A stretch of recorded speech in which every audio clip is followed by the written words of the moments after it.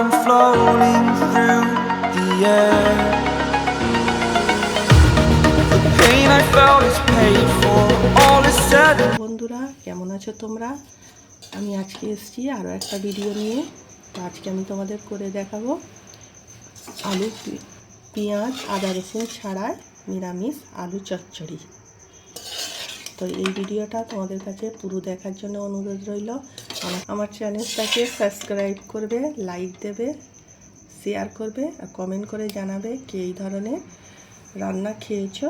যারা খাওনি একবার অবশ্যই ট্রাই করে দেখবে। তো চলো আমি এখন তোমাদের রান্নাটা করে দেখাচ্ছি, কি কি উপকরণ লেগেছে সব কিছুই তোমাদের আজকে দেখিয়ে দেবো। আমি চুলায় একটা প্যান বসিয়ে দিয়েছি, এর মধ্যে আমি দিয়ে দেবো তেল। আমার তেলটা গরম হয়ে গেছে, আমি তেলের মধ্যে একটা তেজপাতা দিয়ে দিচ্ছি, দুটো শুকনো লঙ্কা আর একটু পাঁচফোড়ন। বাড়তে এটা একটু হালকা আমি ভেজে নেব। তেল গরম হয়ে গেছে, আর চারটে আমি মিডিয়াম সাইজের আলুকে এরকম ছোট ছোট করে কেটে নিয়েছি।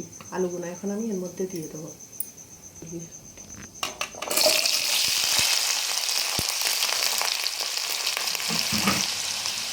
আলুগুলো আমি এখন ভালো করে একটু ভেজে নেব।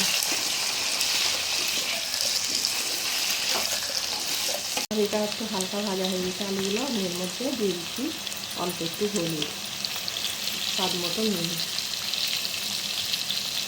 এটাকে আমি আরও একটু ভালো করে কষে নেব। এই জন্য ভেজেতে তো এখানে আমি আলুটা আমার মশলা দিয়ে কষানো হয়ে গেছে, এর মধ্যে দিয়ে দেবো একটা মিডিয়াম সাইজের টমেটো আমি এইভাবে কেটে নিয়েছি, এর মধ্যে দিয়ে দেবো। আলুর জন্য দেবো দুটো কাঁচা লঙ্কা। এইগুলোকে একটু ভালো করে নাড়াচাড়া করে নেব। তো আমার এটা টমেটোটা কষানো হয়ে গেছে এর সাথে, এখন আমি এর মধ্যে দিয়ে দেবো পরিমাণ মতো পানি।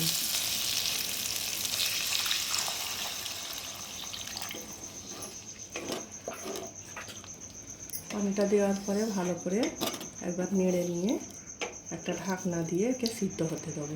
জোর দিয়ে ঢাকনাটা আমি দিয়ে দিচ্ছি।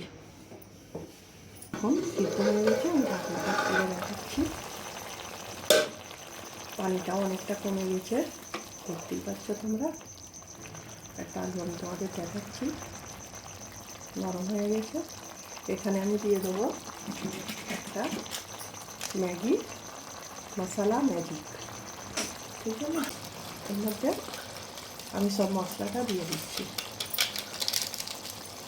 তারপরে একবার নাড়াচাড়া করে কষিয়ে নেব।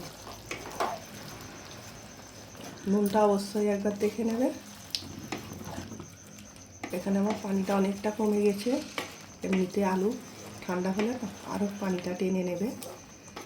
এবারে আমি চুলাটা অফ করে দিচ্ছি, দিয়ে দেবো। তো আমার রান্নাটা হয়ে গেছে, তোমরা দেখতেই পাচ্ছ। এটা আমি এখন তোমাদের পরিবেশন করে দেখাচ্ছি। আজকে আমার ভিডিও এইটুকুই, আগামী দিন আসবো আরও একটা নতুন ভিডিও নিয়ে।